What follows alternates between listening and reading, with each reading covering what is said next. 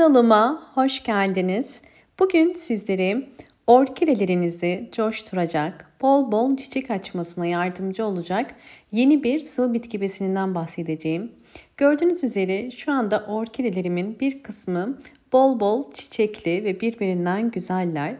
Bu mevsim orkidelerin hem yeni kök çıkarması için hem yeni yaprak hem de yeni çiçek dalları çıkarması için çok ideal bir mevsim. O yüzden bu mevsimde orkidelerinize gübre vermeyi unutmayın. Gübre takviyeleriyle orkidelerinizin hızlı bir şekilde çiçek açmasına yardımcı olabilirsiniz. Ben de bugün sizlere evlerinizde doğal besin olarak kullanabileceğiniz bir sıvı bitki besininden bahsedeceğim. Bugünkü sıvı bitki besinini hepinizin bildiğim bir maddeden yapacağız. Bugünkü sıvı bitki besinini odun küründen yapacağız.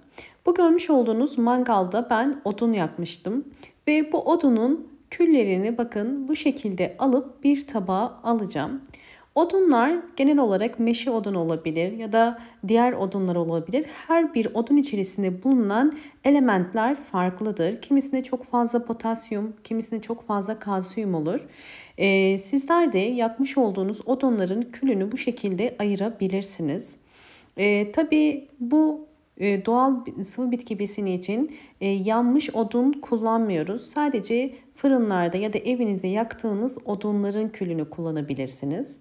Şimdi bu odun külünün eleyeceğim. Çünkü içerisinde gördüğünüz üzere yanmamış odunlar var ve bu yanmamış odunlardan ayırabilmek için bu şekilde bir süzgeçte süzeceğim.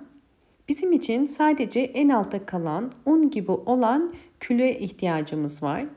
Bildiğiniz üzere orkidelerin kökleri çok hassastır. Bu yüzden orkide köklerine zarar vermeyecek şekilde bir gübre hazırlamamız gerekiyor. Bakın süzdüm ve altında bu şekilde toz bir gübre kaldı. Odun kürü hem bitkiler için hem de çiçekler için inanılmaz faydalı. Biz de bugün odun külünü orkidelerde nasıl kullanabileceğinizi göstermek istiyorum. Bunun için bir yemek kaşığı dolusu odun külünü bir kaseye koydum ve üzerine yaklaşık olarak 2 litre su koyuyorum. Odun külünün içerisine 2 litre su koyuyorum. Sizler isterseniz içerisine yağmur suyu da koyabilirsiniz. Bakın bu mevsim yağmur mevsimi olduğu için ben gördüğünüz üzere bir su bardağı dolusu yağmur suyu koyuyorum. Çünkü yağmur suyu çiçekler ve bitkiler için inanılmaz faydalı. Sizler 1 litre su yerine yağmur suyu da koyabilirsiniz. Bu şekilde ara ara karıştırarak bir gece bekletiyorum.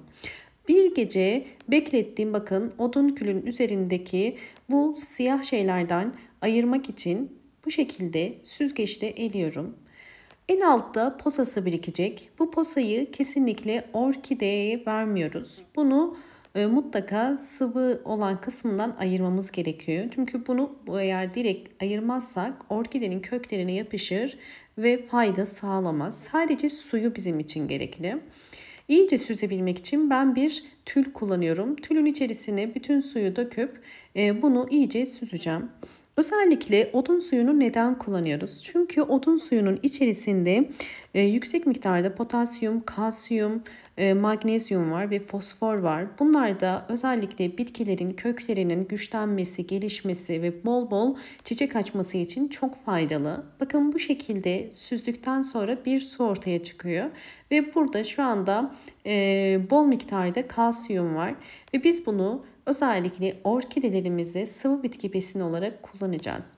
Odun külü sıvı bitki besini vermeden önce sizlere özellikle diğer bir kullanım alanından da bahsetmek istiyorum. Bakın orkide yapraklarında bu şekilde hastalıklar olabiliyor. Bu bir mantar hastalığı değil fakat gördüğünüz üzere yaprak su toplayarak tamamen eriyor.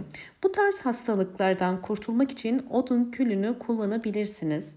Burada yapmanız gereken hastalıklı olan kısmı bir makas ile kesip daha sonra kestiğiniz kısmı dezenfekte etmek. Çünkü bu tarz hastalıklarda kestikten sonra tekrar hastalık devam edebiliyor. Bu hastalığın devam etmemesi için kesilen yere odun külünden bakın sürüp bu kısmın kurumasına yardımcı olacağız. Odun külünün özellikle dezenfekte etme, temizleme özelliği de vardır. O yüzden bu bölgenin dezenfekte olup kuruması için odun külü kullanıyoruz.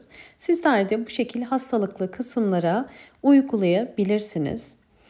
Evet, bunu uyguladıktan sonra bir pencere kenarına koyup bu bölgenin zaman ile iyileşmesini bekleyeceğiz. Evet, birkaç gün geçtikten sonra bakın odun külü sürdüğümüz kısım bu şekilde kurudu ve artık hastalık devam etmiyor. Bu da yapmış olduğumuz yöntemin doğru olduğunu gösteriyor. Özellikle odun külünü sıvı bitki besini olarak nasıl kullanacağız bitkilerde bunu göstermek istiyorum. Her bir saksı için 5 yemek kaşığı kadar kullanmanız yeterlidir. Her zaman dediğim gibi sıvı bitki besinlerini kesinlikle çok fazla vermeyin. Ve bu karışımı ayda bir kere vermeniz yeterlidir. Daha sık aralıklarla vermenize gerek yoktur. Hemen size sonrasındaki gelişmeleri de göstermek istiyorum. Bakın hem hastalığı durdurdu. Hastalık durduktan sonra bakın bu orkiden bol bol tomurcuklanıp ve tomurcukları dökülmeden çiçeğe dönmeye başladı. Görüyorsunuz bazı tomurcukları daha yeni açmaya başladı ve bunlar yarın daha da çok açılacaktır. Hemen daha da yakından bakın gösteriyorum. Bol bol çiçek açmasına yardımcı oldu. Bu karışımı kullanmadan önce bakın uç kısımlarında tomurcuk vardı ve bu tomurcuklar dökülmüştü bakın. Onun yerine bakın yeniden uzamaya başladı ve uçlar tomurcuklanmaya başladı. Odun külü sayesinde orkidem yeniden canlanıp hem bol bol yeni kökler, yeni çiçekler ve yeni tomurcuklar açmaya başladı. Geçen hafta hava değişiminden bahsetmiştim sizlere. Hava değişimini uyguladıktan sonra çiçeklerimi içeri aldım ve hemen odun külünü verdim bütün çiçeklerime. Ve sonucunu da bakın sizlere özellikle yakından göstermek istiyorum. Bu orkidelerim çiçeksizdi ve gördüğünüz üzere bakın hemen çiçek dalı çıkarmaya başladı. Hemen şöyle yakından da gösteriyorum bakın. Vermiş olduğumuz odun külü gübresi sayesinde de orkidelerim bakın hem yeni çiçek dalı hem yeni yaprak çıkarmaya başladı. Hem de bol bol yeni kökler çıkarmaya başladı. Bakın bunu da yine yakından gösteriyorum. Bu orkidemde yine aynı şekilde hem yeni çiçek dalı bakın çıkarmaya başladı. Hem de kökleri aktifleşmeye ve güçlenmeye başladı. Özellikle odun külü bitkilerin köklerinin sağlıklı olmasını sağlayarak, güçlenmesini sağlayarak orkidelerin ve diğer bitkilerin daha hızlı büyümesine, daha canlı olmasına yardımcı oluyor. Sizler de bunu orkidelerinizde anlattığım şekilde uygularsanız bol bol orkideleriniz canlanacaktır. Umarım bu videom sizler için faydalı olmuştur. Eğer videomu buraya kadar izlediyseniz ve beğendiyseniz hemen beğen tuşuna basıp kanalıma da abone değilseniz eğer bana destek olmak için abone olmayı unutmayın. Bol bol yorumlar yapıp yorumlar kısmında da sorularınız varsa sorabilirsiniz. Hoşça kalın, sağlıkla kalın.